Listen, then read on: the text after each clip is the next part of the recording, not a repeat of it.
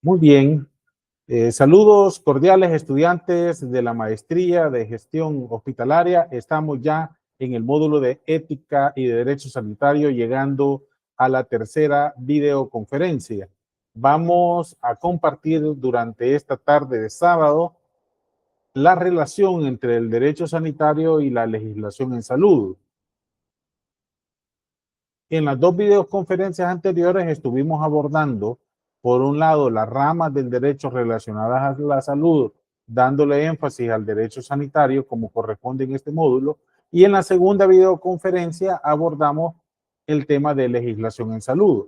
Ahora nos corresponde eh, lograr dimensionar esa relación dialéctica que existe entre el derecho sanitario y la legislación en salud. Y para ello vamos a desarrollar el abordaje metodológico, como en todas las sesiones sincrónicas de esta maestría, dándoles la bienvenida, ¿verdad?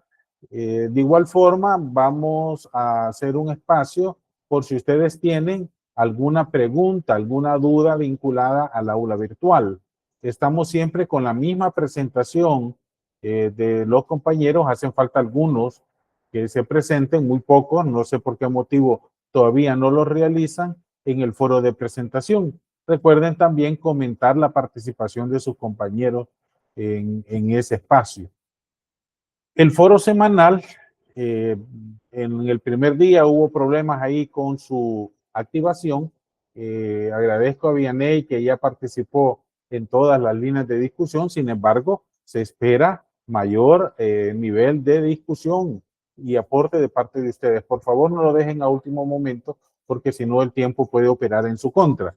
Y es importante que ustedes ya en la última pestaña que dice investigación, ya pueden comenzar a elaborar su ensayo final de este módulo, que está planteada la fecha de entrega para el 5 de diciembre. Desde ahora ya tienen las orientaciones para elaborar su ensayo final, ¿verdad? Por favor, estudien, las lean y aprovechen todo el tiempo de la semana hasta el 5 de diciembre. Búsquenlo en la última pestaña, después de la semana 1, semana 2, semana 3, hay una pestaña de investigación, allí está ya la orientación para el ensayo final. No sé si ustedes tienen alguna duda, algún comentario sobre el aula virtual.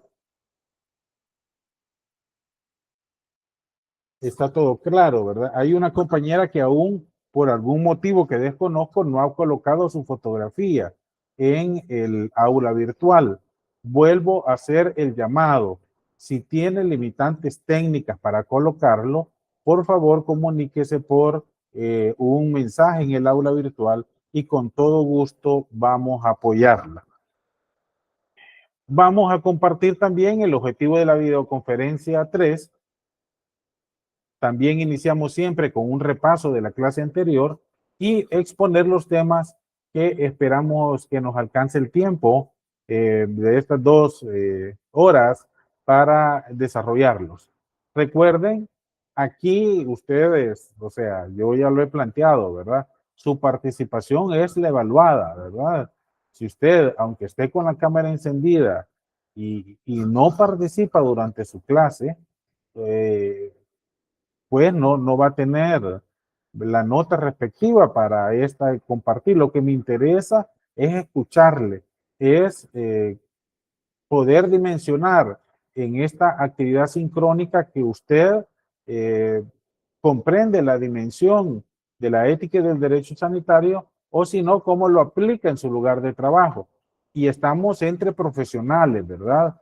Todas las opiniones son correctas y es mi obligación orientarlos para que tomen en cuenta los principios éticos y jurídicos y prepararlos para cuando ustedes asuman la jefatura que es para la cual se están formando.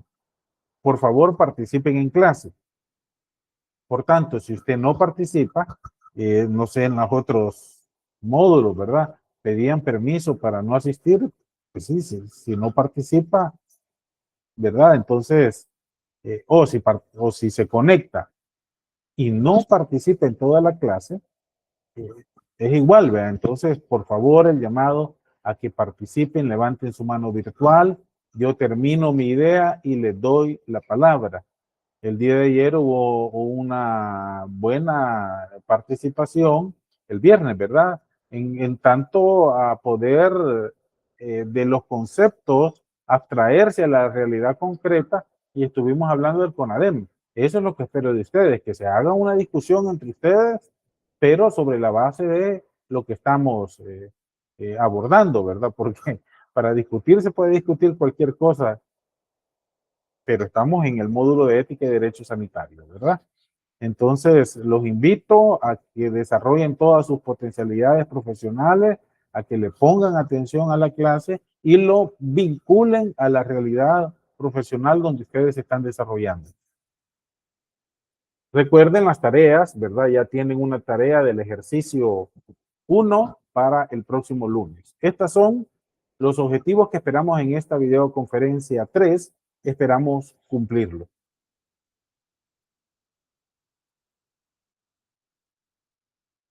En la clase anterior estuvimos viendo la relevancia en el tema de legislación en salud de conocer el concepto de ley, el concepto aglutinador de legislación y cómo dentro de la legislación nos interesa a todo gerente en salud la legislación sanitaria o legislación en salud. Y necesitamos poder ubicar el concepto general de lo que es la ley, porque se entiende como una regla jurídica dictada por una autoridad competente y en El Salvador se traduce en la Asamblea Legislativa.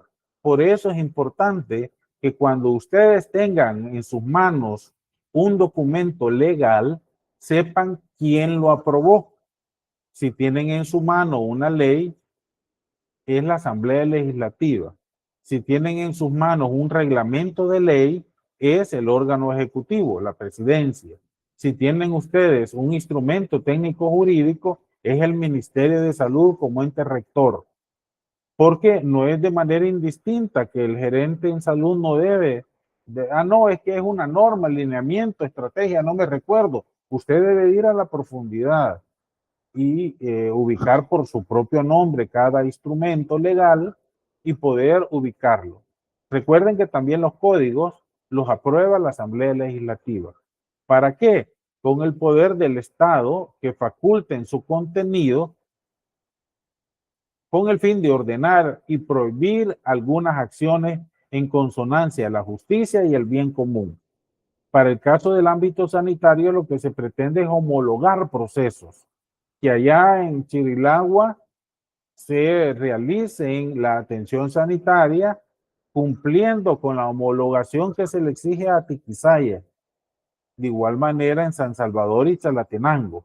Eso es la aspiración de todo ámbito regulatorio, que en una gran diversidad de territorio se pueda aplicar de igual manera.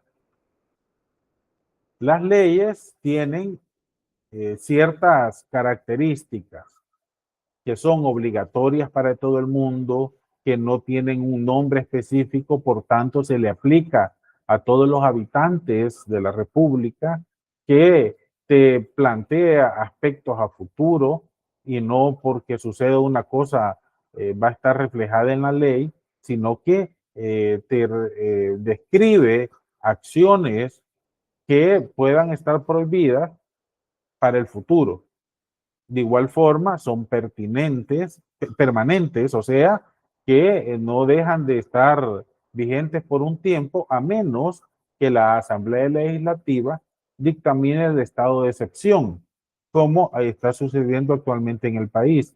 Pero en términos generales, en las sociedades de Estado de Derecho, esos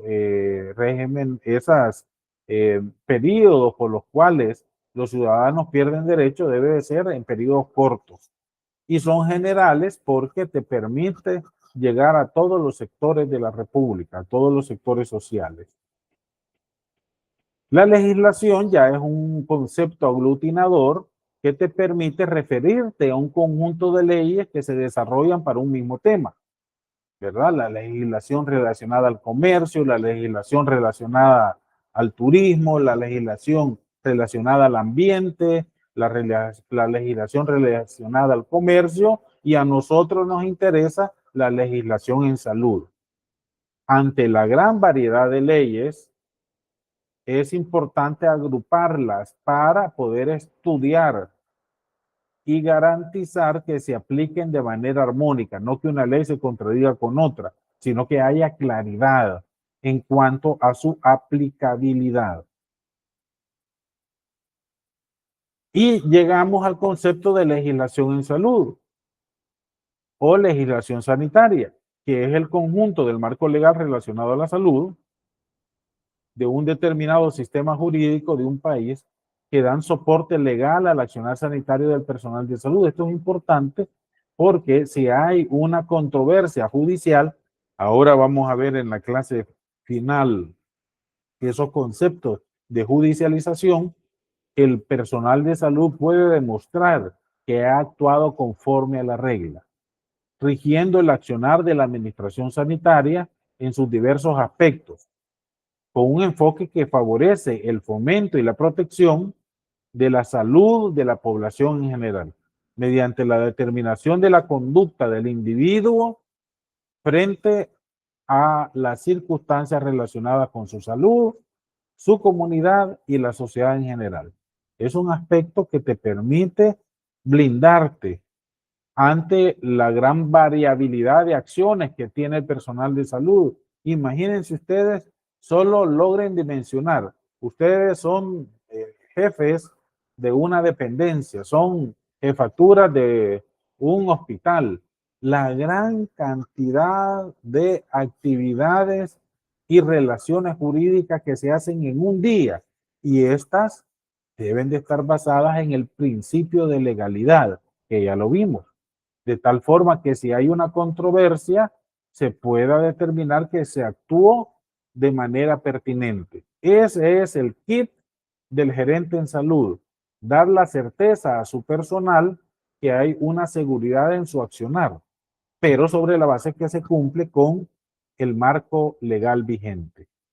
Por eso, la aplicación de la legislación en salud faculta a los administradores de los servicios de salud a tomar decisiones.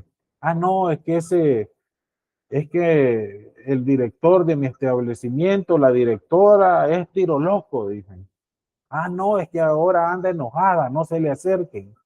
Esos son criterios de gerentes que no están con un enfoque académico, científico de ustedes, porque su trabajo es impersonal, técnico, administrativo, ¿verdad? Por tanto, y vuelvo a insistir, no vayan a caer en el error del jefe queitito. Ahora, ¿qué tal mis niños? ¿Cómo amanecieron?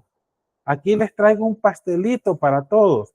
Esa es una gran falta de respeto, ¿verdad? Porque, o sea, ni son sus hijos, ni usted los está alimentando. Puede ser que hayan algunos diabéticos, ¿verdad?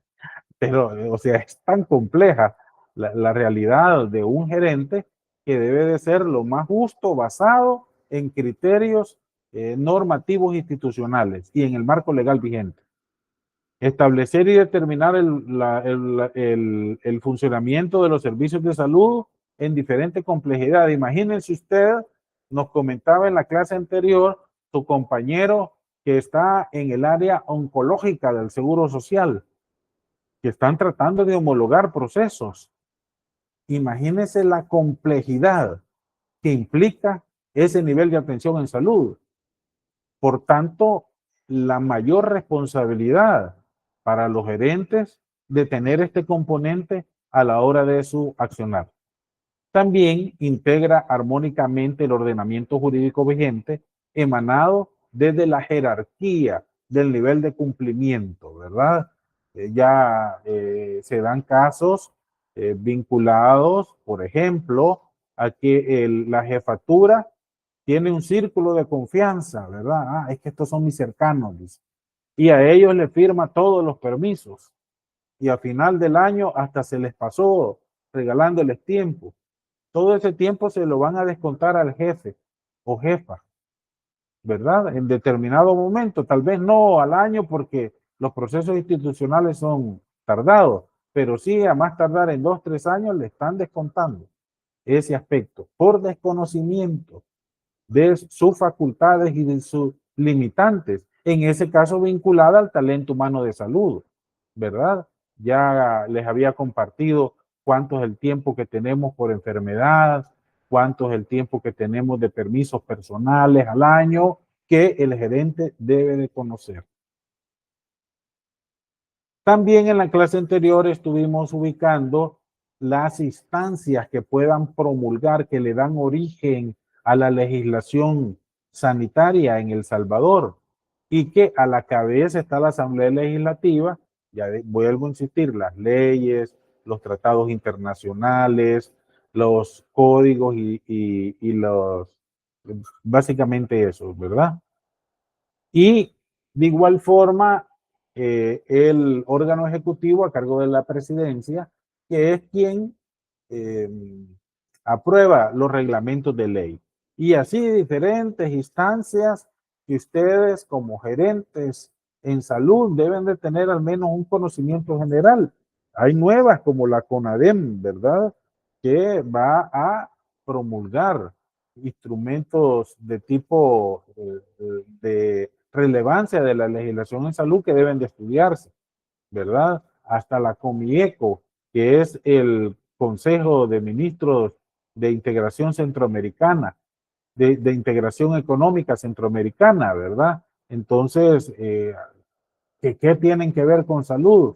Acá en mi libro yo planteo un análisis crítico a Comisca. Comisca es el Consejo de Ministros de Salud de Centroamérica y República Dominicana, que deberían de estar promulgando documentos homologados como los RTCA, pero eso es todavía un paso que falta, ¿verdad? Ahí vamos a ir a pedir empleo al SICA para incidir para que Comisca pueda realizar. Fíjense que hay algunos ejemplos de documentos de aplicabilidad de salud centroamericanos, como un manual para el diagnóstico de las malformaciones congénitas. Muy interesante, ¿verdad? Entonces debemos de estar pendientes del nivel de desarrollo que se tenga Comisca en el ámbito de regulación sanitaria centroamericana, pero por ahora solamente están los RTCA, vinculados principalmente a insumos y a tecnología sanitaria, pero de igual forma la inocuidad de alimentos. Preguntas hasta acá o muy rápido. ¿Algún comentario? ¿Alguna duda? A mí me preocupa que no se logre, por ejemplo, se diga que los instrumentos técnicos jurídicos son aprobados por la Asamblea Legislativa, o a la inversa, que las leyes son aprobadas por el Ministerio de Salud. Nada que ver, ¿vea? Debemos de saber ubicar que las leyes, la Asamblea Legislativa, los instrumentos técnicos jurídicos, el MinSal, los reglamentos técnicos administrativos, RTA, el Consejo Superior de Salud Pública, y así cada nombre, cada instrumento, para no irnos en una generalidad que ni sabemos de dónde viene ese documento regulatorio o legal. Entonces, ayer también vimos que la legislación en salud te permite definir que hay diferentes tipos de leyes dentro de la legislación en salud. Y ustedes como gerentes en salud deben de reconocer el componente de atención sanitaria, el componente de garantista, el componente orgánico y el componente mixto. Y dijimos en la clase anterior que, bueno, dije, ¿verdad? En la clase anterior, que ustedes iban a tener a la mano, ya sea físico o electrónico, una ley, ¿verdad? Y que vamos a hacer el ejercicio práctico. Ahí sí todos van a participar. Ahorita hay 10 estudiantes. Bueno, ¿ustedes cuántos son? ¿Son 10 o son 13? Ayúdenme ahí. ¿Cuántos son? Somos 13. Ah, vaya, es que siempre el promedio son 10 los que participan, pero bueno, así es la vida, ¿verdad? Muy bien. Entonces ustedes ahora, vamos a ver más adelante lo que quedó pendiente de la clase de ayer. Entonces, para determinar qué contenido tiene cada ley, se hace el conteo del número de artículos. Se excluye los primeros artículos del objeto y el ámbito de aplicación.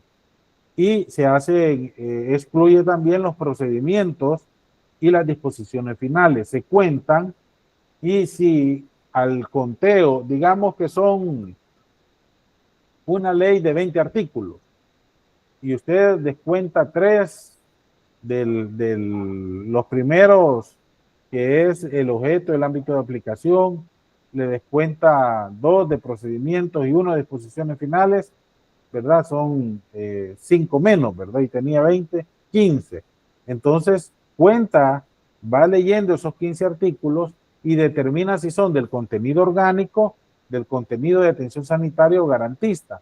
Si alguno tiene más del 51%, es de ese contenido la ley. Pero si no, es de contenido mixto. Ahora hay 2 herramientas del derecho, de la legislación en salud, perdón, que ahora las vamos a saber usar. El diagnóstico legislativo de XL y la guía rápida de legislación, GRL. El diagnóstico legislativo es la herramienta técnica que permite estudiar las condiciones sociales antes, durante y después de la promulgación del marco legal respectivo para determinar la relevancia del abordaje social y las alternativas del contenido legal que potencian el ejercicio pleno del derecho humano a la salud. Al aprobarse una ley se debe de conocer qué sucedió antes, qué sucedió durante su aprobación y cuál es el impacto en la realidad concreta después. Ese es el diagnóstico legislativo. Por supuesto, imagínense ustedes lo difícil que sería hacer un diagnóstico legislativo del Código de Salud que fue aprobado en 1988. O sea, entre más tiempo pase, más difícil hacer estos análisis. Pero es diferente hacer un diagnóstico legislativo de la ley de especialidades médicas, que recientemente se acaba de aprobar. Entonces son aspectos que debemos de tomar en cuenta y que al país le hace falta mucho por salir adelante con doctrina de derecho sanitario y legislación en salud.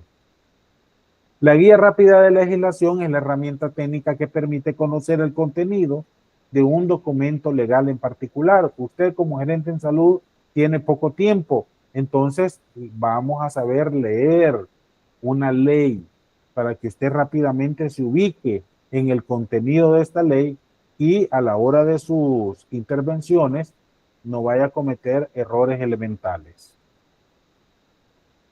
Veamos primero el diagnóstico legislativo de XL. ¿Cuál es la metodología para la aproximación del contenido de una ley? Vaya, dígame una ley y vamos a tratar de aplicar el diagnóstico legislativo. Dígame una ley. Cualquiera, Nacer ley. con cariño. Vaya, nacer con cariño. Muy bien. Vamos a hacer el análisis de diagnóstico legislativo de la ley Nacer con Cariño. Primero, ¿cuál es todo el nombre de la ley Nacer con Cariño? Búsquenlo en internet, es larguísimo, ¿verdad? Tiene hasta el componente del parto respetado. ¿Quién la lee completo el nombre?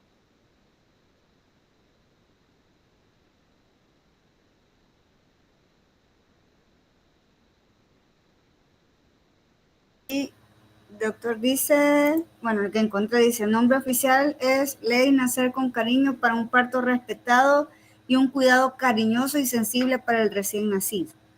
Muy bien, ese es todo el nombre, ¿verdad?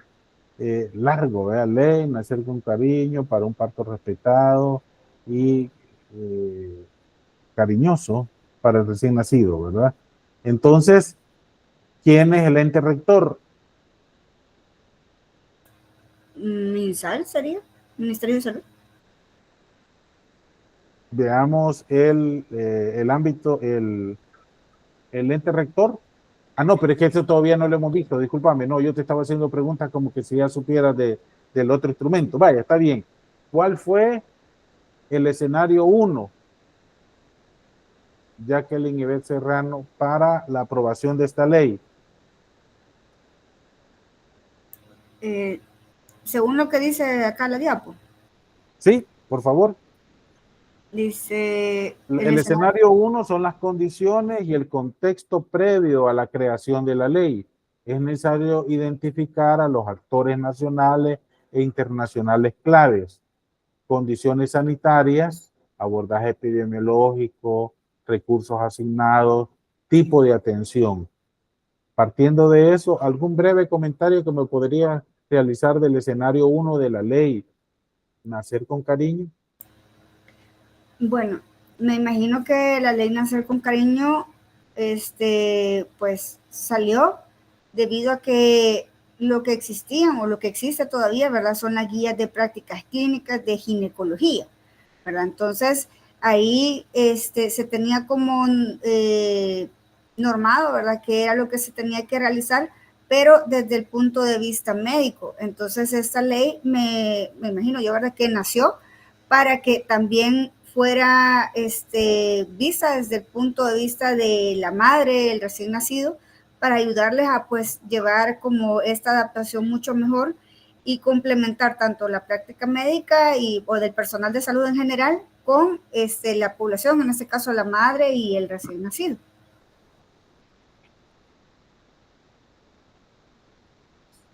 Muy bien, entonces estamos viendo que hay la necesidad de un reconocimiento de derechos, más allá de la definición procedimental para la atención del parto. Yo le agregaría que a nivel internacional hay una estrategia del OPS de parto respetado que era necesario potenciar en el país. Y si ustedes miran en el nombre de la ley, así lo dice. Vuelve a repetir todo el nombre. Se llama Ley Nacer con Cariño para un parto respetado y un cuidado cariñoso y sensible para el recién nacido. Entonces, hay toda una estrategia de la OPS o OMS para impulsar el parto respetado, que incluye ya lo que nos mencionaba Jacqueline Serrano respecto a garantizar que la mujer en ese momento tan especial se sienta cómoda, se respete hasta la posición en que quiera parir y que por supuesto pueda decidir si su pareja quiere acompañarla. Eso lo retoman los tomadores de decisión y es liderado principalmente por ¿quién? ¿Alguien más que quiera participar? Estamos en el escenario 1. ¿Quién impulsó bastante esta ley? Adelante, Vianey. Solo comentar que fue impulsada por la primera dama cuando ella salió embarazada de su primera bebé, porque su bebé nació en el hospital militar. En ese entonces, imagino que ella vio de que no estaba adecuadamente para un buen parto. Entonces, a partir de ahí, como que ella impulsó lo de la ley. Entonces, el despacho de la primera dama de la República impulsó esta estrategia de parto respetado y por las condiciones políticas de una gran correlación a su favor, rápido se convirtió en ley. Ese es el escenario 1, ¿verdad? ¿Qué actores? Entonces hemos identificado actores nacionales, claves e internacionales. Ese es el escenario 1. El escenario 2, contexto de su promulgación, posiciones parlamentarias, particularidades del proceso de promulgación, reacciones ante la vigencia, o sea, el impacto como ley en la realidad nacional. ¿Qué me pueden ustedes mencionar de ese escenario 2? Esa ley que ocasionó en lo concreto los aspectos de soberanía interna, ¿se recuerdan? ¿Alguien más que quiera participar? Escenario 2.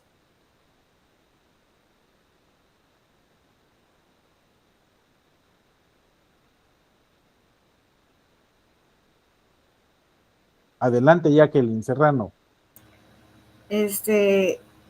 Bueno, lo que provocó, ¿verdad? De forma interna, pues fueron cambios en la forma de ver al paciente, a la embarazada, del el trato, bueno, ya de por sí se supone que tendría que ser humanizado, pero más todavía en el caso de la embarazada, el hecho de que fuera supervisado mucho más cómo se realizaban las cosas, que ya no solo fuera como, ¿cómo le puedo decir? Que ya no solo fuera como rutinario, sino que se hiciera como una individualización de cada paciente, de que pues la práctica, como le decía, ya no solo fuera de sacar un parto, sino que el hacer que esta mujer embarazada en su parto, su recién nacido, fueran tratados como lo que es, ¿verdad? Un momento especial en la vida de cada uno.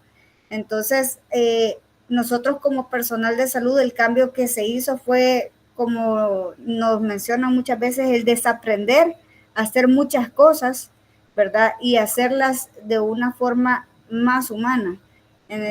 Sí hay supervisiones, hay muchas cosas que se tienen que mejorar, pero por lo menos a nivel práctico sería eso, la mejora en el trato de la madre y el bebé. Adelante, Dianey. Sí, también se ha generado más conciencia por parte de los papás, ya que como ellos están presentes durante el parto, ahora se nos está dando de que un bebé y ya las mujeres se esterilizan, entonces hay más conciencia a nivel de padres. Eso, doctor. Gracias. Adelante, Fabiola Flores. Buenas tardes. También, doctor, vino a cambiar prácticamente todo el contexto, o sea, todo lo del hospital, porque desde los uniformes hasta los colores de la estructura, de ahí del área de partos y de todo lo del hospital de maternidad, ha cambiado porque ahora les pusieron uniformes morados, ¿verdad? Entonces, todo eso les lleva como a recordar al personal de salud de que están bajo una ley, ¿verdad? Entonces, que tienen que seguirla y capacitarse y seguirse capacitando en ella.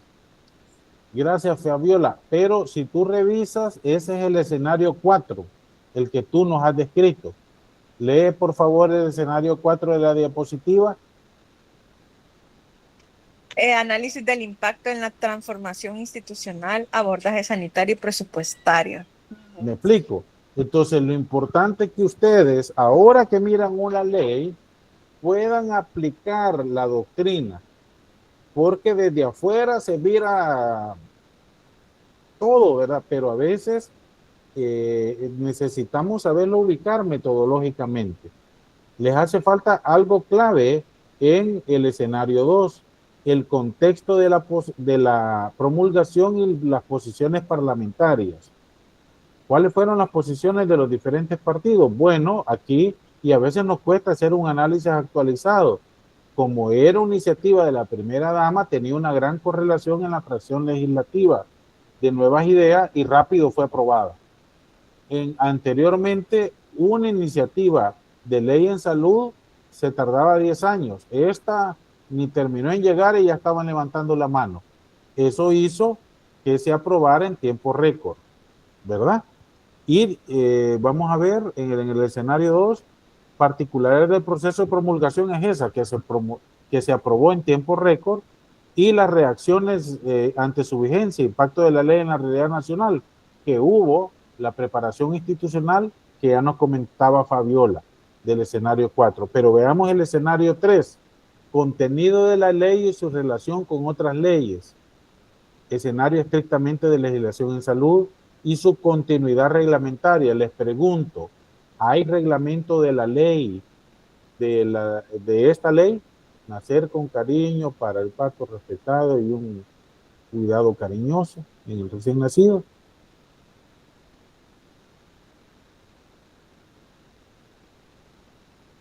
Hasta yo tengo mis dudas, creo que no hay reglamento de ley. Entonces, si ustedes se fijan, ¿qué instrumentos legales en el escenario 3 ha dado origen esta ley? ¿No han visto ustedes la gran cantidad de protocolos que llegan y que ahora nosotros tenemos que estudiarlos y que hay hasta una plataforma y si te sacas menos nota tenés que volverlo a repetir? Entonces, ese es del escenario 3. Y el escenario 4 ya lo decía claramente Fabiola, todo lo que ha servido. Hasta, no sé si lo dijo Vianey o Fabiola, hasta impactos en el número de hijos está teniendo, porque los hombres ya tienen la oportunidad. Hay algunos que ahí caen desmayados, ¿verdad? Con solo ver que se corona el bebé, ahí caen, plom, ¿verdad?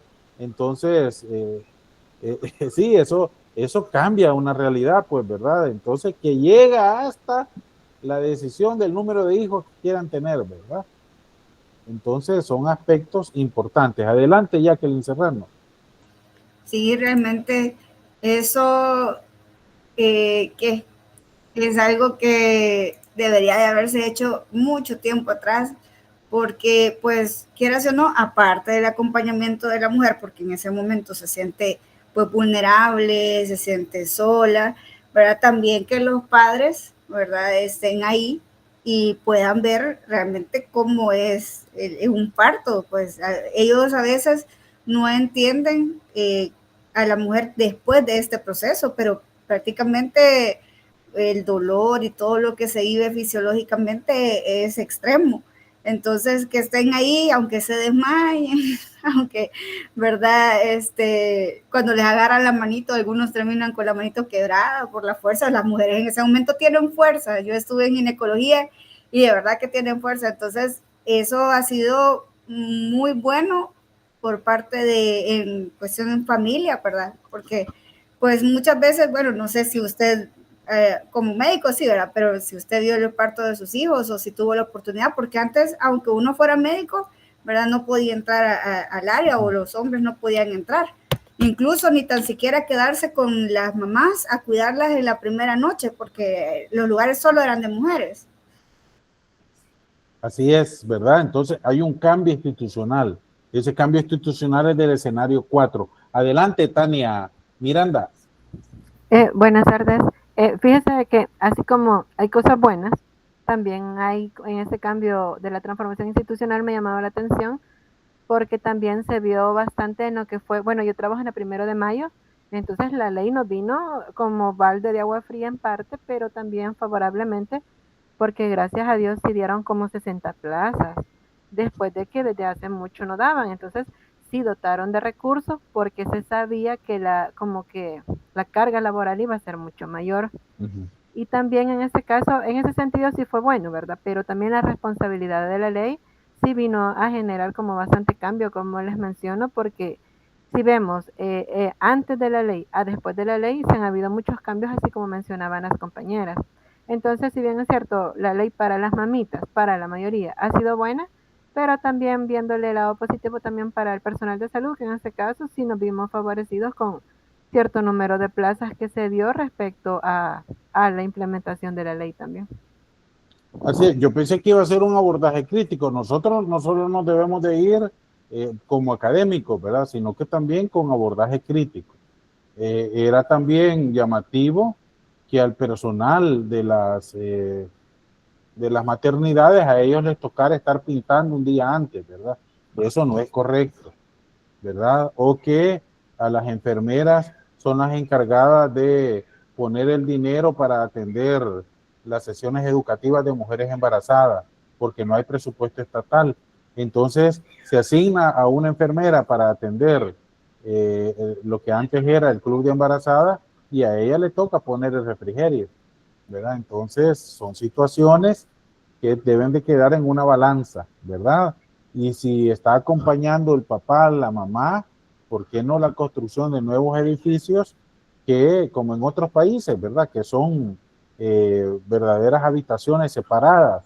Ahora, con la disminución de los nacimientos en El Salvador, esperamos que la infraestructura hospitalaria de maternidad cambie, ¿verdad? Conforme a lo que la ley y el espíritu de la ley plantea. Son retos que como país tenemos y que debemos de saberlo ubicar. Las cosas buenas, pero las cosas que no son buenas, malas, y los retos que hay, porque de lo contrario no vamos avanzando como sociedad. El hecho de los tamizajes neonatales que ya iniciaron hace muchos años, que va hasta el tamizaje de cadera, el tamizaje de tiroides, ¿verdad? El neurológico, el de oído, el visual, son importantes, ¿verdad? Y debemos de alcanzar un estándar que nos permita prevenir enfermedades desastrosas en los neonatos. Adelante, Tania. Pero fíjese, doctor, que ni tanto, porque en parte la ley ha venido a romantizar un poco el parto, en el sentido que, bueno, yo le cuento mi experiencia como 1 de mayo, ¿verdad? Nosotros el mes pasado tuvimos 790 partos, solo el mes pasado. Entonces, no sé si será porque es como el hospital casi estrella de la ley, donde todas las mamás, aunque no tengan factores de riesgo, ellas ahí quieren ir a tener a su bebé. Y está bien, ¿verdad? Porque está bien. Pero hay otras maternidades que cuando las mamitas no tienen ningún factor de riesgo, perfectamente pueden ir ahí a tener a su bebé. Y estamos hablando que a veces tienen ellos por mucho 25 partos tal vez en el mes. Entonces, si bien es cierto, en otras maternidades no hay tantos partos, pero sí están habiendo, o sea, la tasa de natalidad, como se ve, no es ni tanto que haya bajado, simplemente se ha concentrado en ciertas áreas, porque igual Maternidad Nacional tiene bastantes partos, no sé si a nivel de la Mayo, pero nosotros sí cerramos 10 partos, si no es que 8, faltaron para llegar a los 800 partos solo en el mes de octubre. Septiembre fue igual de feo. Entonces, la natalidad en realidad o se ha mantenido o está un poco mayor. Tal vez a nivel hospitalario, ¿verdad? Por la concentración en la atención, pero aún los últimos datos del censo estipula una disminución pronunciada respecto a las proyecciones que se tenían para este año. Entonces, ahora ya no es una pirámide poblacional, sino que es una pagoda, que es los edificios japoneses, y al centro están los jóvenes, ¿verdad? Los adultos mayores y los bebés están casi en igual proporción. Pero eso no implica que no, que hay que cerrar hospitales, ¿verdad? Como sucede en Grecia, en Italia o en otros países, en Corea del Sur, ¿verdad? Porque la cantidad siempre es, como nos está mencionando Tania Miranda. Muy bien, pero imagínense ustedes esta ley de recién aprobación que ustedes están en su mente todavía, pero imagínense hacer un análisis de la ley del paludismo, ¿verdad? La ley contra el paludismo en El Salvador, que fue promulgada, ¿verdad? Ya en la década de los 50. Es más difícil realizar este estudio. Hay que irse a las fuentes bibliográficas, hay que ir a estudiar cuáles fueron las reacciones, y por eso la importancia de publicar, por eso la importancia de estar ubicados en las necesidades actuales del país para que en el futuro no cueste este tipo de análisis. ¿Algún comentario? ¿Se entiende el diagnóstico legislativo? ¿Alguien que no haya participado tiene alguna duda respecto al diagnóstico legislativo? Muy bien, ahora pasamos a la guía rápida de legislación. Usted es una jefatura que no tiene tiempo porque tiene muchas responsabilidades y le llevan un documento legal que lo van a analizar en una reunión de jefatura dentro de 2 horas. Debe de saber al menos cuál es su contenido. Aquí les vamos a dar la guía rápida de legislación. Es una metodología para la aproximación al contenido de leyes. En primer momento, ustedes van a buscar el objeto. El objeto te responde para qué sirve la ley. ¿Para qué sirve la ley que usted tiene en su mano? Y generalmente está en el artículo 1. Dijimos que ustedes iban a traer una ley, ¿verdad? Y le iban a tener a la mano digital o física para esta clase. Veamos. Primer voluntario. ¿Cuál ley buscó? Y algo rápido porque el tiempo vuela. Voluntario o voluntaria. ¿O lo digo al azar?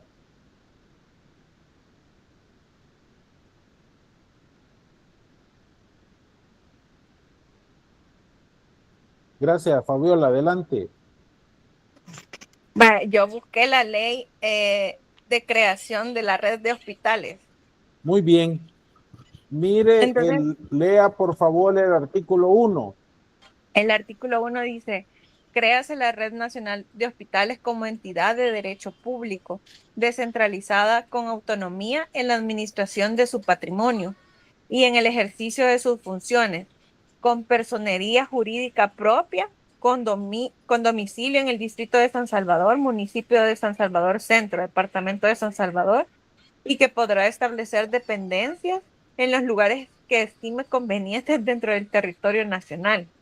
La Red Nacional de Hospitales se constituye por un plazo indefinido y se relacionará con el órgano ejecutivo por medio de la Presidencia de la República.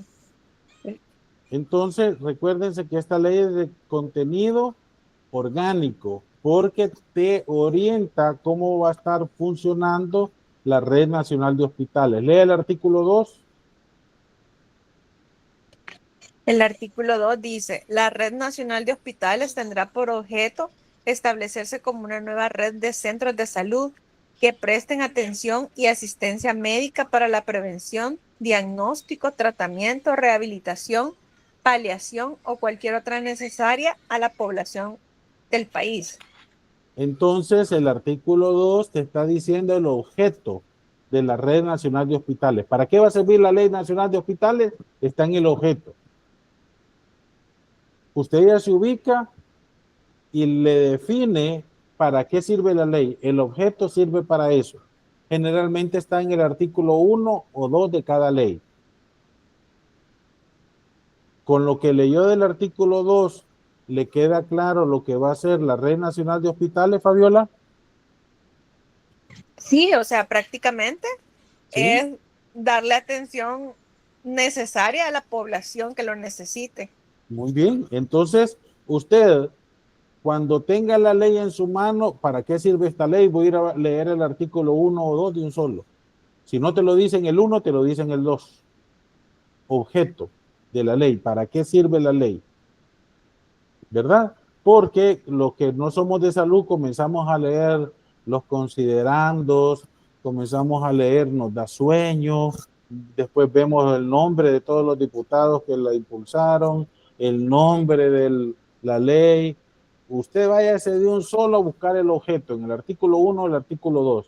Gracias, Fabiola. Otro ejemplo, hagámoslo dinámico porque todos van a participar. En esta clase todos van a participar. Va a ser al inicio o al final, todos van a participar. Así es que hagámoslo dinámico. ¿O alguien más?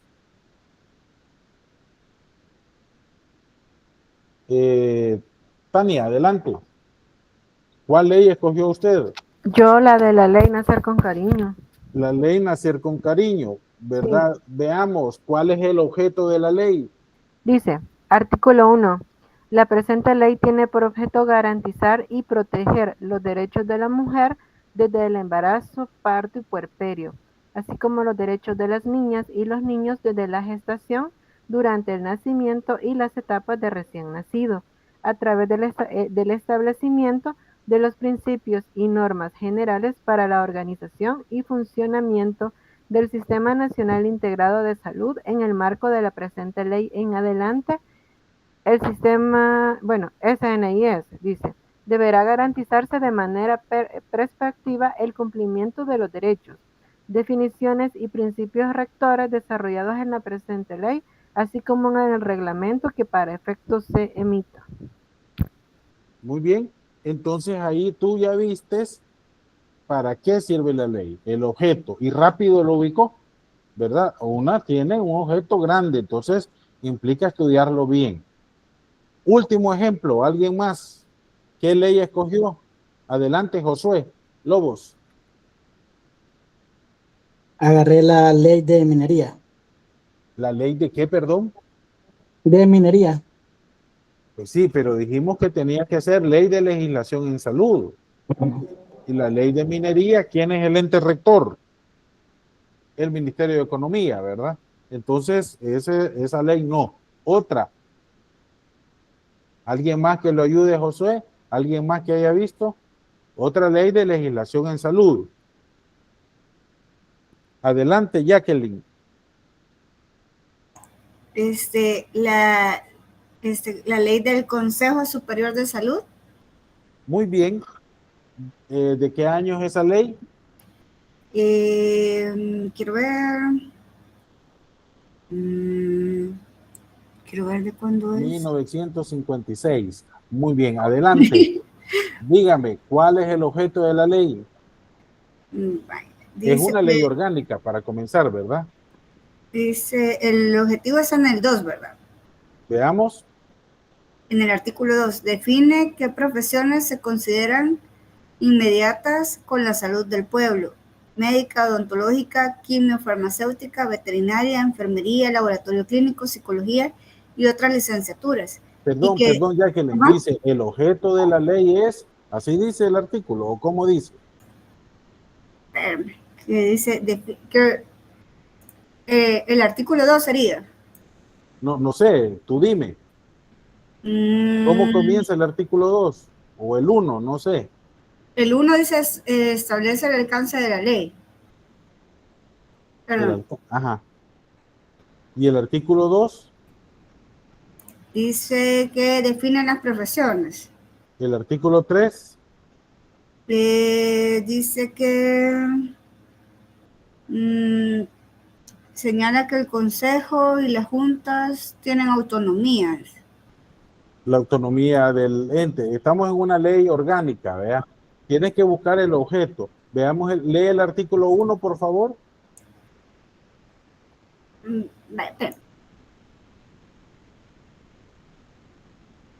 ¿Alguien más mientras Jacqueline se prepara?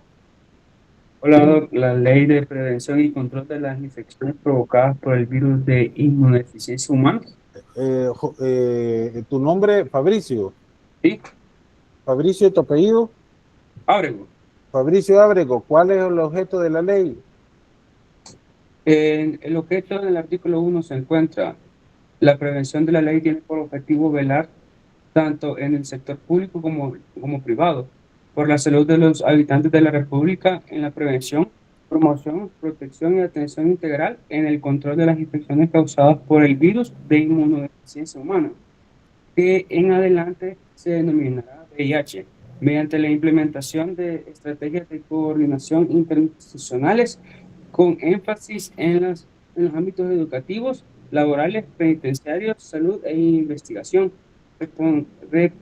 respetando los derechos humanos de la población. Mire entonces todo lo que implica para qué sirve la ley de prevención y control del virus de inmunodeficiencia humana. Ahí está, en el objeto. Josué, Lobos, ¿y tú eres en plural o en singular? ¿Lobo o lobo? En plural, doctor. Lobos, muy bien, yo te tenía como contacto en singular, lo voy a corregir. Muy bien. Está bien, doctor. Ahora vamos, Josué, ¿cuál ley has escogido? Bueno, la ley del Sistema Nacional Integrado de Salud. Muy bien, ahora tú me vas a decir el ámbito de aplicación de esa ley, que es el numeral 2.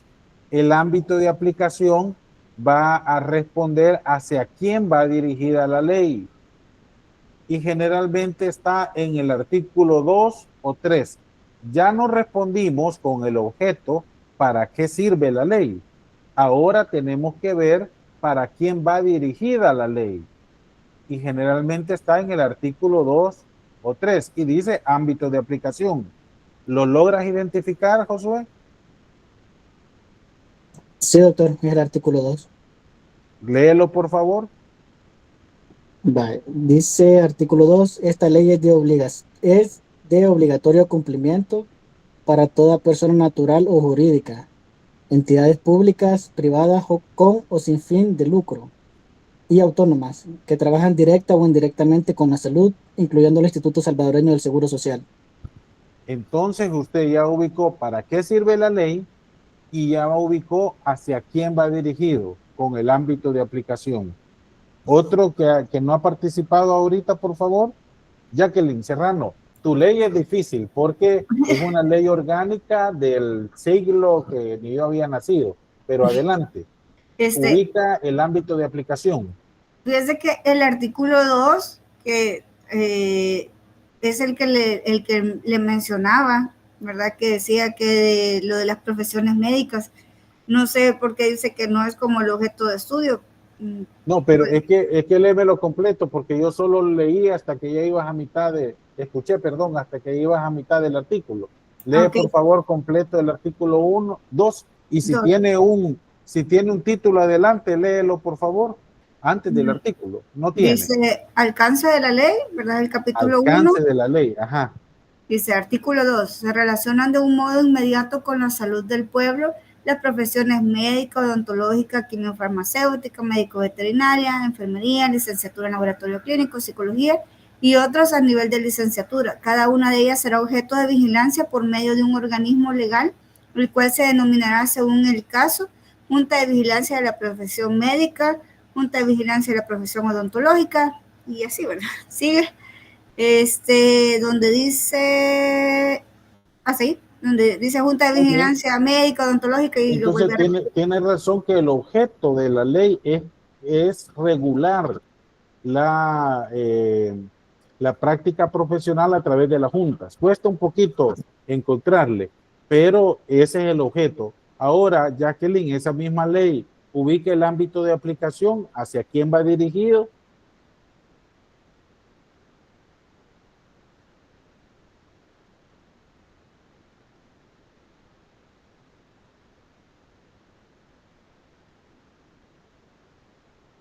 Sería el artículo 3.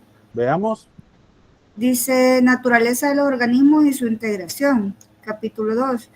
El artículo 3, el Consejo Superior de Salud Pública y las juntas de vigilancia gozarán de autonomía en sus funciones y resoluciones. Para los demás fines prescritos en esta ley, el Consejo se relacionará con los órganos públicos a través del Ministerio de Salud Pública y Asistencia Social. No, pero es que esta es similar a la primera ley orgánica que nos planteó y no estaba, por ejemplo, en el artículo 1 el objeto, sino que en el 2. Entonces debes de seguir buscando hacia quién va dirigida. Puede ser que esa ley por su antigüedad no cumpla con este criterio, pero se debe de responder el objeto, para qué sirve la ley, que ya dijimos que es para las juntas, y el ámbito de aplicación que va dirigida hacia todos los profesionales, ¿verdad? Adelante, Vanessa Fuentes, ¿cuál ley ha escogido? Buenas tardes. Fíjese que yo elegí la ley especial de inclusión de las personas con discapacidad. ¿Quién es el ente rector de esa ley? Es una ley relacionada a la legislación en salud, porque tiene el recién pasada las facultades al INAVE, era el Consejo Nacional, el CONAIPD, ¿verdad? Entonces no es el MinSal el ente rector, tiene que escoger otra relacionada directamente a salud. Búsquela y vuelve a participar, Vanessa. ¿Alguien más que no haya participado? O ya participaron todos. Vamos a ver aquí el listado. ¿Alguien más que quiera participar?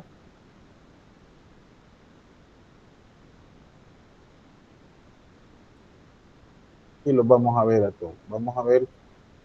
Diana Maricela Iglesias, adelante. ¿Cuál ley ha buscado? Yo no ando en el... Bueno. Comprendo. Vamos a ver quién más hace falta. No, ya todos participaron. Cristian, ¿cuál ley?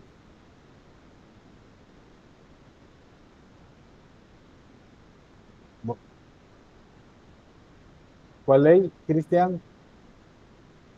Era que solo iba a estar conectado Cristian. Veas que ellos se me olvidan los permisos. Muy bien. Así es. Vaya. Entonces, vamos a pasar a la ente rector. Ojo, es importante que ustedes busquen el ente rector.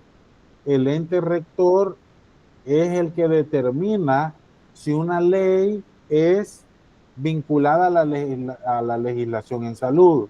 Si el ente rector para aplicar una ley es el MinSal, entra ya dentro del campo de legislación en salud. Pero ahora se ha ido complicando porque, por ejemplo, la Red Nacional de Hospitales va a depender directamente del Presidencia de la República, pero está vinculado directamente con la atención sanitaria. Entonces es de legislación en salud. Pero si también otra instancia como la CONADEM, el Consejo Superior de Salud Pública y otras instancias vinculadas a la salud son el ente rector, entran dentro de la legislación en salud. Ahora veamos, dentro de lo que de la ley que ustedes buscaron, busquen entre el artículo 3 y 5 aquello que dice: el encargado de desarrollar esta ley es tal institución. Quien lo haya encontrado, levante la mano virtual y la lee. Adelante, por favor, Francisco Ábrego. ¿Cuál ley tiene? Recuérdenos. Sí, es la Ley de Prevención y Control de las Infecciones provocadas por el virus de inmunodeficiencia humana. Excelente. ¿Cuál es el ente rector? Sí, se encuentra en el artículo 3. El Ministerio de Salud, que podrá abreviarse como MinSal, será el ente rector de efectos de la presente ley. Excelente. Entonces usted ya ubicó para qué sirve la ley, hacia quién va dirigida y quién es el encargado de esa ley, Fabricio. Entonces tú ya sabes que la ley que tú escogiste está dentro del ámbito de la legislación en salud. ¿Alguien más que haya identificado el ente rector en su ley? Hay algunas que no está entre el 3 y el 5 y tienen que buscarlo hasta el 7 al 8 al ente rector. O sea, ¿quién es el encargado de eso? En el que nos dijo ya que... Sí, adelante, Vanessa. No sé si eso está bien, dice la ley de deberes y derechos de los pacientes y prestadores de servicios de salud. Ajá. ¿Quién es el ente rector? El ente rector dice en el capítulo 2, artículo 3, el cumplimiento de la presente ley, el ente rector será el Ministerio de Salud, quien emitirá las políticas necesarias, normas técnicas y determinará las acciones para asegurar el cumplimiento de la ley. Entonces usted ya vio quién es la instancia encargada y responsable de la aplicabilidad de dicha ley. Ese es el ente rector. Ya usted contestó para qué sirve en el objeto, ya contestó para quién va dirigido y ya contestó quién es el ente rector. O sea, el encargado, la instancia de gobierno encargada de desarrollarlo. Siempre que ustedes vayan a leer una ley, busquen primero si el ente rector es el MinSal o alguna institución directamente de salud. Si ya le sale el Ministerio de Trabajo, Medio Ambiente, Ministerio de Obras Públicas, ya se sale de la legislación en salud y puede caer en una ley relacionada a la gerencia en salud que usted debe de conocerla, pero ya es otro ministerio el encargado de impulsarla. ¿Alguien más que haya identificado el ente rector de la ley que comentó? Yo, doctor. Adelante, Josué Lobos. Bueno, mi ley era el Sistema Integrado de Salud. Ajá. En el artículo 13 lo encontré yo. Imagínese bien abajo, ¿verdad? Dale, léelo por favor. El Ministerio de Salud será el ente rector del sistema en lo que concierne a coordinar, integrar y regular el mismo, asumiendo en consecuencia su representación. Excelente. Entonces, ya ahí está claro que es el Ministerio de Salud. Tania Miranda, ¿cuál ley era la que tenía y a qué nivel está el ente rector? La ley Nacer con Cariño y el ente rector está en el artículo 8. Muy bien. Donde dice: la aplicación de la presente ley estará a cargo del Sistema Nacional Integrado de Salud, en lo sucesivo SIS, SNIS. Ajá. Sí, el que tendrá a su cargo la ejecución del Plan Nacional Estratégico para el parto respetado y cuidado cariñoso y sensible del recién nacido. Muy bien, entonces, como ya sabemos, por la ley del Sistema Nacional Integrado de Salud, que se crea el sistema y el ente rector es el MinSal. Entonces le cae al MinSal con los miembros y con los colaboradores crear ese programa, ¿verdad? Excelente. Adelante, Jacqueline Serrano. Ay, doctor, la que escogí realmente está bien rara. Es el año de promulgación. Esta ley ya tuvo que haber sido derogada. Eso es uno de los aspectos históricos que se necesita desarrollar el derecho sanitario para que no hayan unas leyes tan viejas. Ahora en clase vamos a ver eso, pero así mejor, ¿verdad? Haces un mayor esfuerzo. Adelante, Jacqueline. Sí, bueno, yo estoy buscando el ente rector y bueno, ya bajé todos los artículos y así como mis compañeros que lo encontraron tal cual, pues no, el 3, el 4 habla acerca de los cargos, de cómo, quiénes van a llevar los cargos, qué deben hacer. Es más, que las multas dice que es de 5,000 colones. Sí. Entonces, realmente así tal cual el ente rector no lo dice la ley y como se menciona, hay un montón de artículos porque esa la bajé del portal, ¿verdad? Del ministerio y hay un montón de artículos que están derogados ya.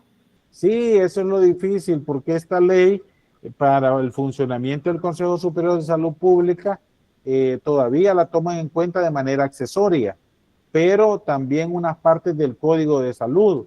Entonces es una situación bien difícil, ¿verdad? Pero es un aspecto que tú debes de saber identificar, ¿verdad?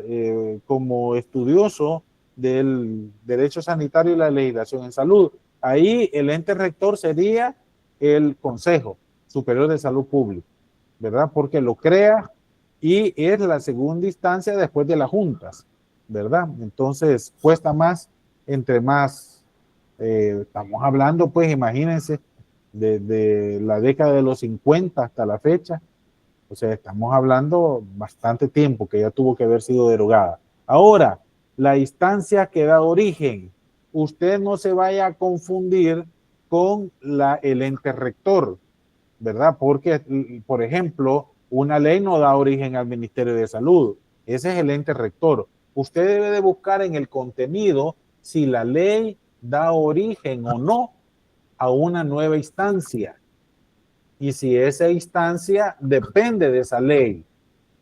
Generalmente está en medio de la ley.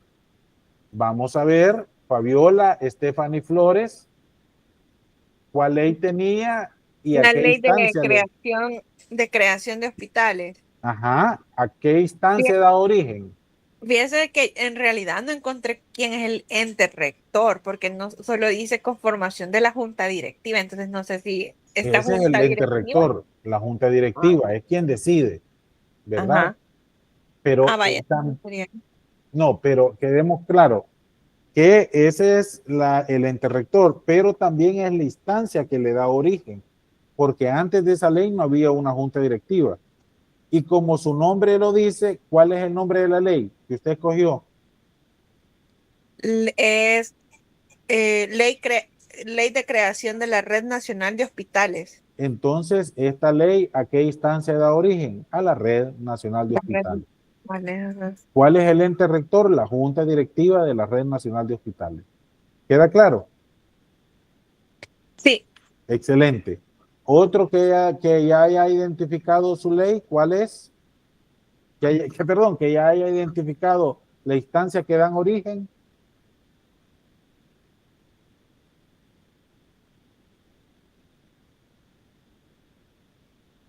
Yo le pregunto a Fabricio, que está más fácil identificar en la ley que él planteó, ¿cuál ley da origen? ¿Cuál instancia da origen esa ley? O alguien que encuentre. Está a la mitad de la ley generalmente. Doctor. ¿Sí? Bueno, en mi caso dice creación, no sé si es lo mismo. ¿Sí? ¿Cuál ley tenía? Recordame que como hay varias. La ley del Sistema Nacional Integrado de Salud. Exacto, entonces, ¿cuál instancia da origen? Dice, créate el Sistema Nacional Integrado de Salud, que en lo consecutivo podrá denominarse sistema, el cual estará construido por las instituciones públicas y privadas que de manera indirecta e indirecta se relacionan con la salud. Muy bien. Se entenderá como Sistema Nacional Integrado de Salud la totalidad de elementos o componentes del sistema público y privado que se relacionan en forma directa o indirecta con la salud, por lo que se debe existir una integración clara y progresiva de funciones e instituciones del sistema en lo relativo a rectoría, regulación, atención, gestión, administración, financiamiento y provisiones de los servicios. Entonces, la ley del Sistema Nacional de Salud, ¿a qué instancia de origen? Al Sistema Nacional Integrado de Salud. Excelente. Adelante, Fabricio, ¿la logró identificar? No, de hecho tenía una preguntita, ¿a dónde específicamente o cómo tiene que aparecer?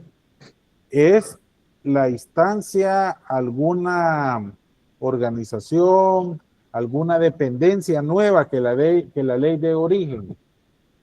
Tú tenías la ley de prevención y atención al virus de inmunodeficiencia humana, ¿verdad? Entonces, esa da origen a una instancia. ¿Cuál es? La Comisión Nacional contra el VIH, CONAVI. ¿Buscarla? Cuando la encuentres, levanta la mano virtual. Okay. ¿Alguien más de las leyes que han escogido tienen que ir a buscar la instancia que da origen? Pero hay algunas leyes que no da origen a ninguna instancia, ¿verdad? Entonces no se preocupen, pero sí tienen que revisarlo. Fabiola, ¿cuál ley había escogido usted? La de red de hospital. Eso está clara, ¿verdad? La instancia que da origen, ya lo habíamos dicho, ¿verdad? Era la Red Nacional de Hospitales. No, perdón. El ente rector era la Junta Directiva y da origen a la Red Nacional de Hospitales. Tania, Miranda, ¿cuál ley tenía? Yo tenía la de la ley Nacer con Cariño, pero la estaba revisando y lo único que dice son instrumentos de integración. Exacto. Entonces, pero no dice. No da origen a ninguna instancia, ¿verdad? No se preocupen. No todas las leyes de legislación en salud dan origen a instancia. Vanessa Fuentes, ¿cuál tenía usted?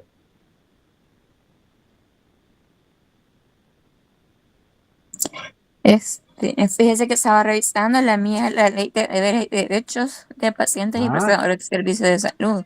Esa da origen a una instancia. ¿Lo ha logrado identificar? No sé si estoy bien, pero Dígalo. no sé si es lo de los derechos de los pacientes. No, esos Derechos son, de pacientes y... Esa es la garantía, ¿verdad? Que dijimos, está dentro del contenido garantista, pero da origen a la Oficina Tramitadora de Denuncias, OTD. Búsquela y cuando la encuentre, levanta su mano virtual. Ok. Adelante, Diana Marisela. Escríbelo por chat entonces. ¿A qué instancia da origen? O si no da origen a ninguna instancia. Fabricio Otoniel, adelante. Sí, en el artículo 18 aparece. ¿Qué dice? Léelo, por favor. Créase la Comisión Nacional de VIH, CONAVI, como un organismo asesor, CONAVI, perdón, sí, como un organismo asesor del Ministerio de Salud que se integrará de la manera siguiente y da los componentes. Entonces, miren, ahí cabal dice, ¿verdad? La instancia que da origen, ¿verdad? Ustedes deben de vincular cada ley para qué sirve, a quién va dirigido, quién es el ente rector y si da origen a alguna instancia, ¿verdad? Digo, después, en el numeral 5, ustedes deben de ir a ubicar las prohibiciones y sanciones. Algunas tan risibles como las que nos decía Jacqueline Serrano de 5,000 colones, pero es porque es del año, ¿verdad? Hace muchos años. Pero otras ya la vinculan a el hecho de salarios mínimos por el hecho de incumplir o de realizar una acción prohibida. Te sanciona y ya no lo ponen en montos definidos, sino que en montos de salario mínimo, porque se espera que con el tiempo vaya aumentando. Adelante, Vanessa Fuentes. En el capítulo 2, artículo 8, encontré esa parte. Dice oficina tramitadora de denuncias. Muy bien. Lee el artículo, por favor. Dice artículo 8, la oficina tramitadora de denuncias del Consejo, que podrá abreviarse como OTD, como organismo auxiliar tendrá las siguientes facultades en el marco de la aplicación de la presente ley. Literal A. Recibir las denuncias correspondientes de los pacientes, familiares, representantes legales y profesionales de la salud en el ámbito público y privado, incluyendo el Instituto Salvadoreño de Seguro Social, que consideren que se les haya violado sus derechos en la recepción o prestación de los servicios de salud. Literal B. Revisar y analizar las denuncias y proponer mediante dictamen motivado a la Junta respectiva la admisión y las no mismas. Y así menciona el artículo C y el artículo D también. Muy bien. Entonces, ese da origen. Ustedes deben de buscar en todas las leyes aquel instancia que da origen. De igual manera, deben de ubicar las prohibiciones y sanciones, que ya lo mencionaba, están vinculados a aspectos económicos. Y los procedimientos, que es el numeral 6, ahora está vinculado a la ley de procedimientos administrativos. Las leyes más recientes no deben de tener procedimientos porque lo debe de remitir a la ley de procedimientos administrativos. Pero como muchas leyes son bastante viejitas, requiere el hecho de que se describen procedimientos y ustedes deben de conocerlos, pero deben de saber que ahora se aplica la ley de procedimientos administrativos. Y en las disposiciones finales, miren, ubíquense en las disposiciones finales, ahí te dice si da origen a un reglamento. Y cuando yo les pregunte, la ley da origen a un reglamento, ustedes tienen que ir a buscar ese otro documento. Si no lo encuentran es que no existe. Pero si la ley dice que hay que hacer reglamento en 180 días, puede ser que no lo hayan hecho. Hay muchas leyes que te exigen reglamentos y no los han hecho. Entonces, el estudiante debe ir a buscar el contenido de ese reglamento, ¿verdad? No solamente quedarse con que la ley diga que se va a hacer un reglamento en las disposiciones finales. ¿Tienen alguna duda, alguna pregunta respecto a esta guía rápida de legislación? Adelante, Jacqueline Serrano. Pues sí, la mía sí tiene los procedimientos, como está viejita. Exacto. Y tiene también disposiciones generales y como pues las derogaciones tiene también disposiciones transitorias, dice. Muy bien. Entonces, y ahí te plantea que en ese apartado que van a haber reglamentos. Veamos, ¿en cuáles? ¿Las generales o las...?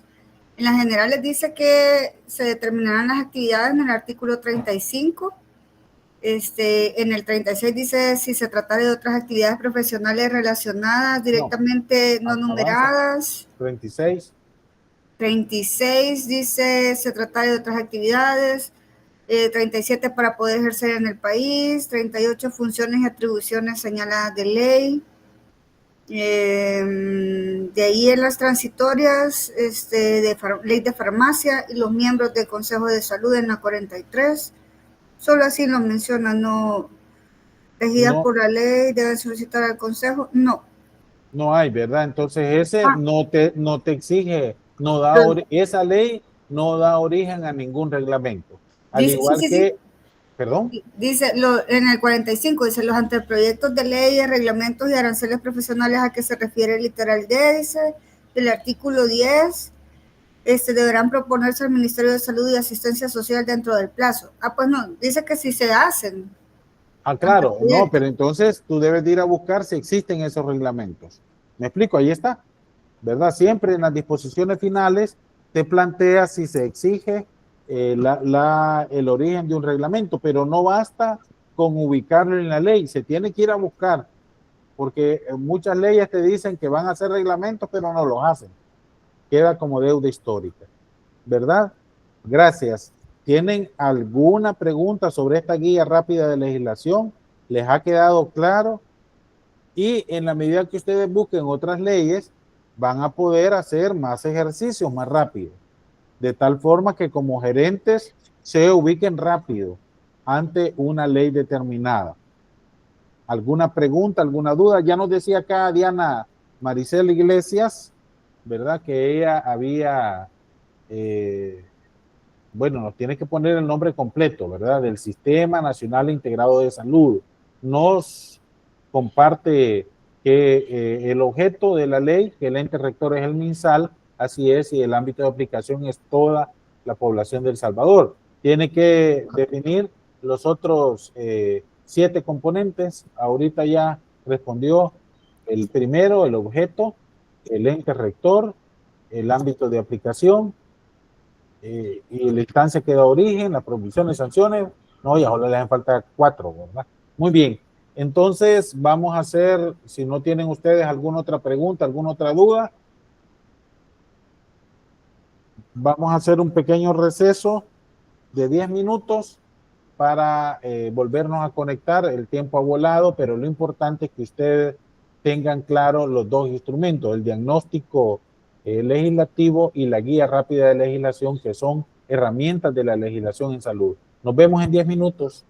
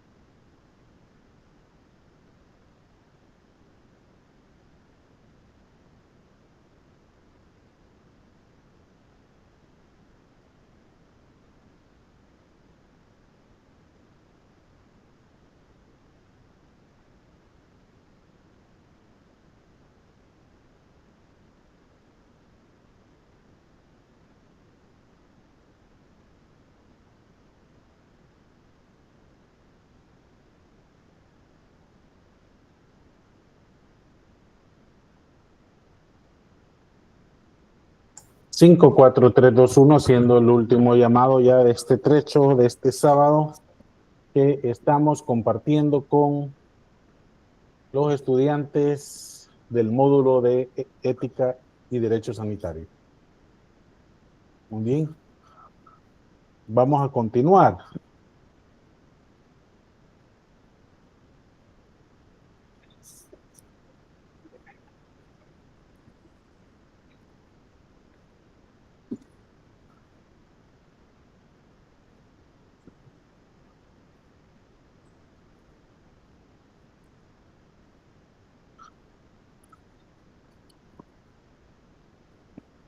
Muy bien, gracias. Bueno, entonces vamos a ver ahora, por poco ya me iba a salir por error, pero no, todo bien. Muy bien, ahora vamos a ver que también ese instrumento se puede aplicar para los instrumentos técnicos jurídicos. Yo les invito a que ustedes busquen un instrumento técnico jurídico y son solo 5 casos que debe de aplicarle, ¿verdad? El objeto, el ámbito de aplicación, la instancia responsable, el procedimiento y, por supuesto, la derogatoria. Debe tener mucho cuidado con no estar discutiendo documentos que ya están fuera del ordenamiento jurídico porque están derogados. Ese es un aspecto que usted debe de tener mucho cuidado.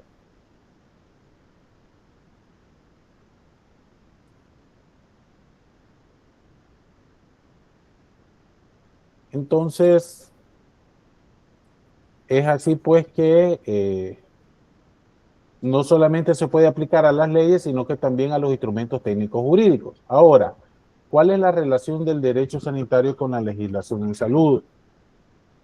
Como disciplina de estudio, la legislación en salud y el derecho sanitario nunca se contraponen, ¿verdad? Tienen una relación directa y complementaria. Es directa porque en la medida que se desarrolla la producción doctrinal de ambas disciplinas, se logra que se faciliten escenarios posibles, tanto académicos, políticos y administrativos. Esto implica, pues, al hacer una analogía entre el derecho sanitario y la legislación en salud, es un todo. Estamos hablando de una sala de operaciones, donde hay actores, que serían el cirujano, los instrumentistas, el anestesista, que deben de tener toda una infraestructura,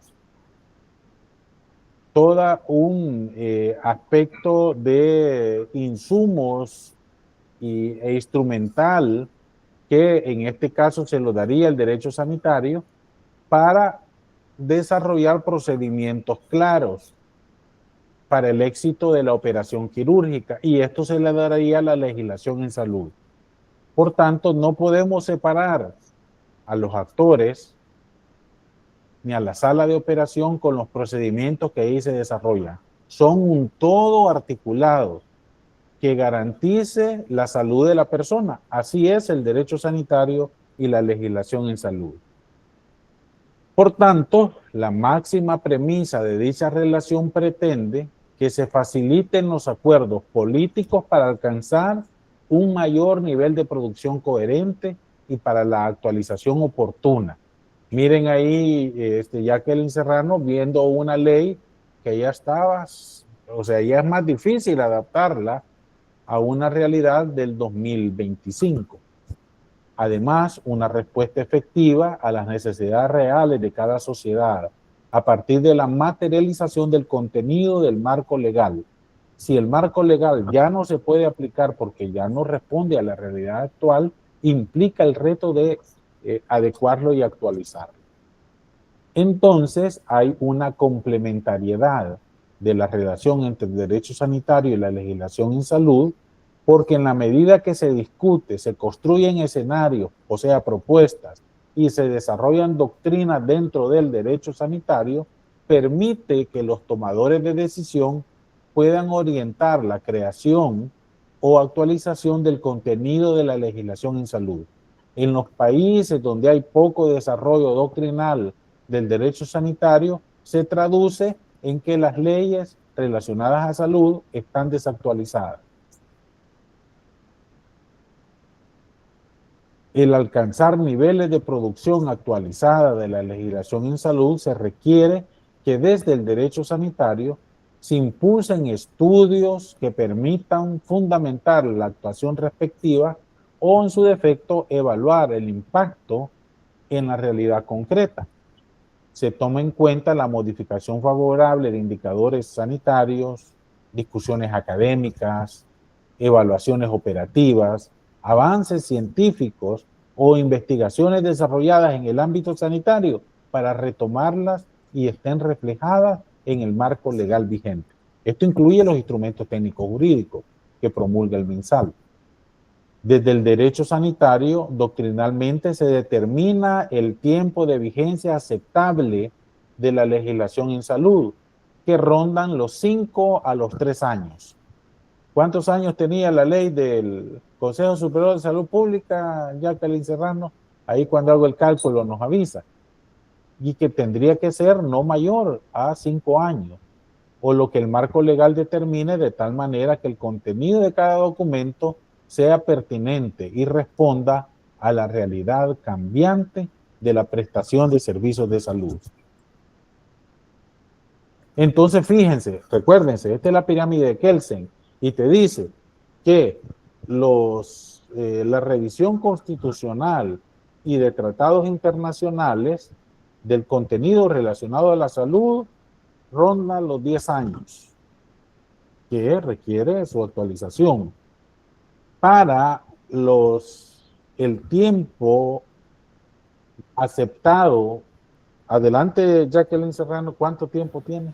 67 años. Imagínese, ¿cree usted que se va a adecuar a la realidad actual?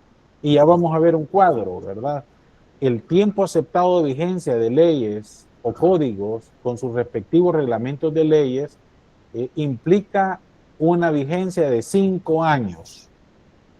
El tiempo aceptado para las ordenanzas municipales es de 5 años también, pero de los decretos, acuerdos y resoluciones es de 3 años. De igual forma, para los instrumentos técnicos jurídicos, que son los que promulga el Ministerio de Salud, el tiempo de vigencia cambia, porque estamos hablando de un tiempo menor. Estamos hablando de que si es una política, norma sanitaria, el tiempo máximo son 5 años.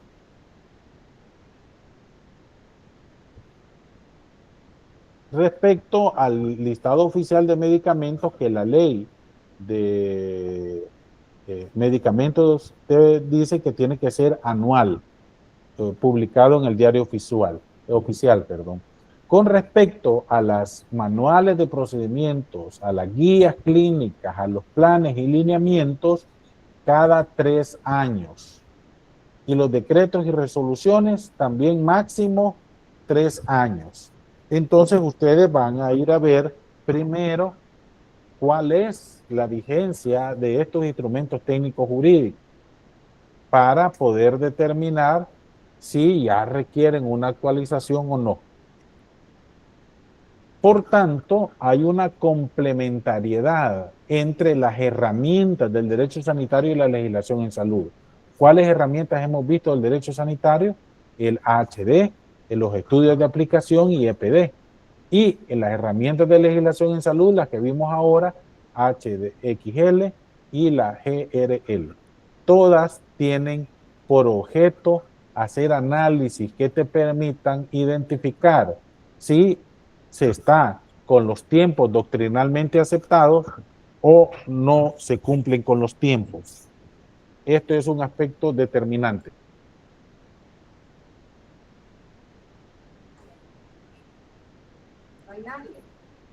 Entonces, debemos de tener claro que hay una ruta facilitadora del derecho sanitario y la legislación en salud que te garantiza que haya un pleno cumplimiento del derecho humano a la salud y que en las sociedades, en un momento histórico determinado, respondan a esas necesidades.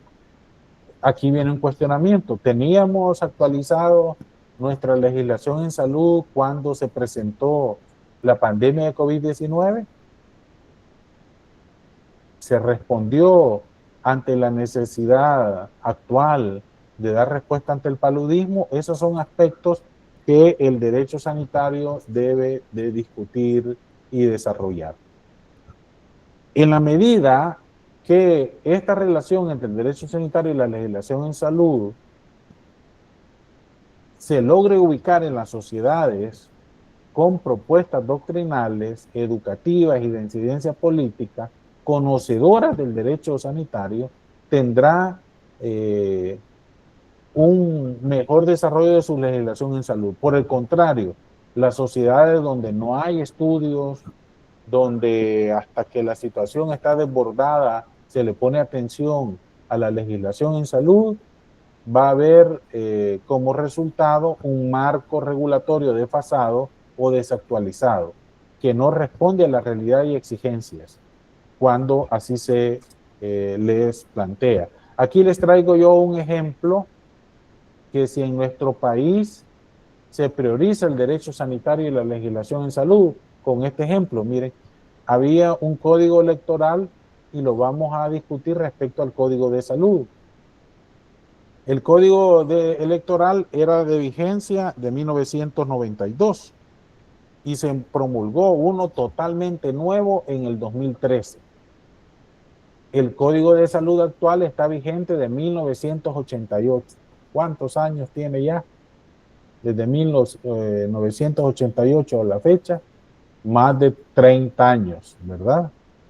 Entonces, ¿qué argumentaron los diputados para el código electoral? Que eran muchas las reformas que ocasionaran que se perdiera la armonía del contenido del código electoral. Pero ¿qué pasa con el código de salud? Hay muchas reformas, alrededor de 21 reformas o derogatorias expresas o tácitas que ocasionan que pierda armonía. Hay algunos temas que los han sacado del código de salud, por ejemplo, el tema de vacunas, el tema de trasplantes, el tema de deberes y derechos de los pacientes. Entonces, cada vez el código de salud va quedando más mutilado. Para el código electoral plantearon que no se reflejan los cambios operativos y de organización para las elecciones, porque pasó del voto general al voto residencial. Y han existido cambios en la prestación de servicios desde el 88 a la fecha, en el ámbito de salud, por supuesto, ¿verdad? Por tanto, no se reflejan los cambios en la provisión y modelo de atención en salud en la actualidad. En el código electoral no respondía a los tiempos actuales por los avances institucionales. Para el código de salud no aplica. No han habido avances tecnológicos, académicos e institucionales desde el 88 a la fecha. Claro que son más de 30 años, ¿verdad? Y dijeron que para el código electoral que tenía es un tema de interés para la vida democrática del país actualizar el código electoral. Entonces surge la pregunta: ¿el fundamento legal del sector salud no es un tema de interés para el país? Son aspectos que necesitamos desde la academia, desde su visión gerencial, tomarlos en cuenta, porque estamos ante unas circunstancias que cada vez pasa más el tiempo y si están vigentes leyes que después se le van a revertir porque ya no responden a la realidad, afectan. Entonces, dentro de la perspectiva del derecho sanitario, el proceso de generación de doctrina del derecho sanitario son importantes. Las universidades, los centros de estudios científicos, las organizaciones gremiales, las organizaciones ciudadanas y el personal de salud, que debe de conocer y participar en estos procesos doctrinales del derecho sanitario.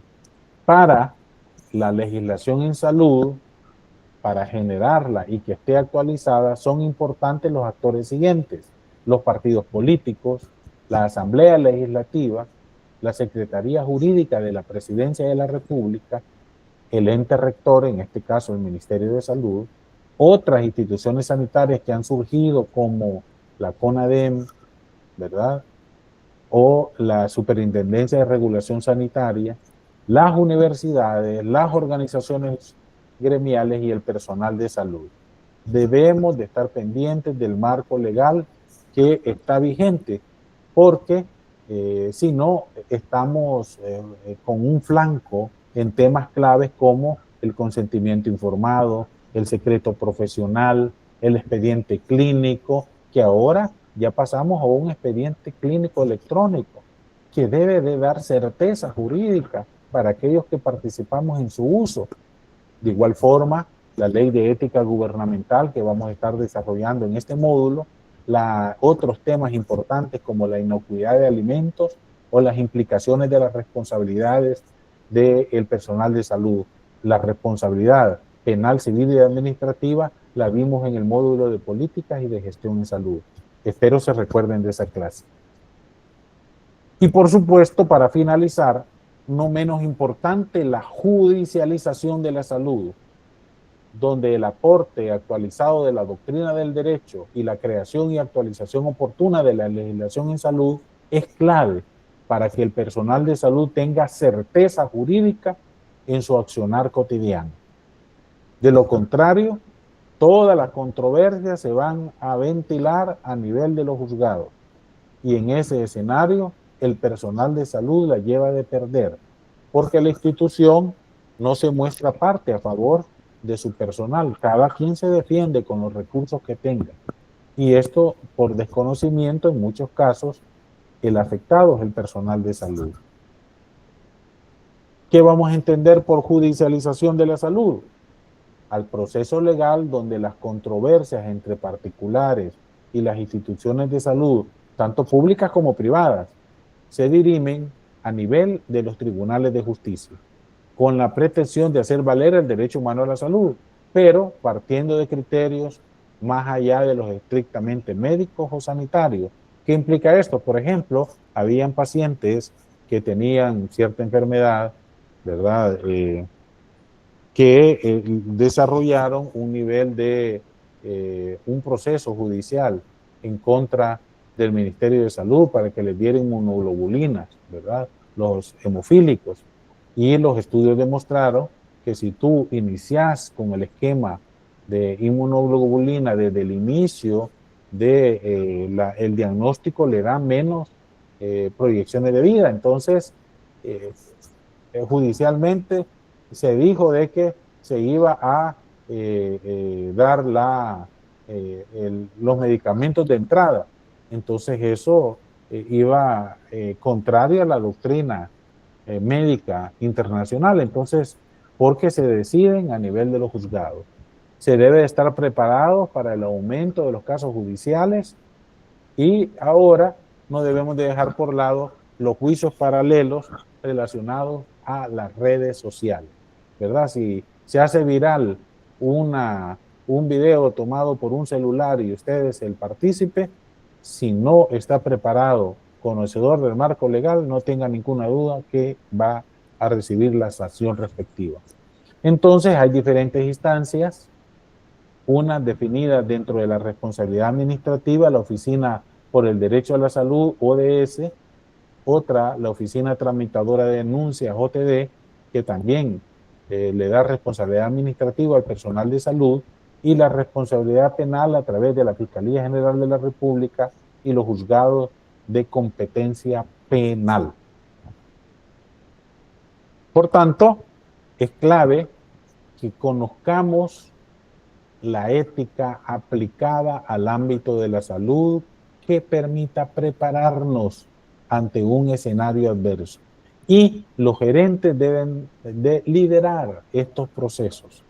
Deben de hacer un esfuerzo por garantizar el conocimiento del derecho sanitario y la legislación en salud, ¿verdad? La ventaja que ustedes tienen los libros de mi autoría y pueden, por favor, léanlos. Si tienen alguna pregunta, aprovechenme, porque después, cuando ustedes estén como jefatura, a ustedes los van a buscar para que resuelvan esta problemática.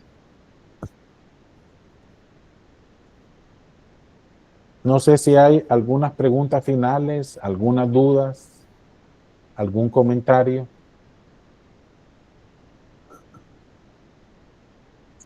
Bueno, solo animarlos a que continúen con este esfuerzo. Nos vemos el próximo miércoles a las 6.